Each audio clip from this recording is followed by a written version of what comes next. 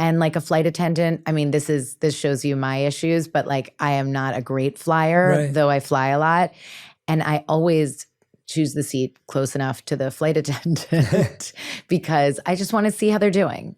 And then if there's turbulence, I feel like they have enough experience in this world, in this gig of flying, that if it were worrisome, I would pick up on it. And it's the same thing if our kids are looking at us, come on. Like, so we don't have to say so many words, but we do have to pay attention to what's going on inside of us. That's such a good example. That is so interesting. I'm like, I fly a lot. I'm not afraid of flying, but if there's bad turbulence, that's the first thing I do. The first thing you do, right? Is I try and look at how they're doing. And it doesn't matter whether they turn on the thing and say, hey, there's turbulence, put your belts on. I'm watching You're them. looking at their face. Yeah, you're looking at their face. And their body language. So real. Yeah, wow, that's such a great example. And you never think about that because you think it's the words that do the communication. Yeah. And you're so right that often you don't believe the words or you don't feel the words. Exactly. And I want our kids to believe us.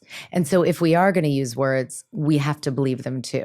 Like if you said, no, I'm not upset, but you're upset, it's a mixed message. And so over time, your kids they're not going to believe that they can read people properly because it's like, what's really going on?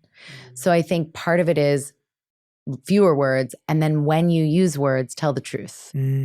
I mean, within developmental reason. Yes. I asked a couple of people around what questions they'd be interested in asking. And I think the two big things that came up, which I'm sure you hear a lot of, were discipline and encouragement, like the two opposite things. So it's like, there seems like two common parents' activities are disciplining and trying to encourage or nurture. And so I want to talk about each of those. Let's start with disciplining. Okay. What is the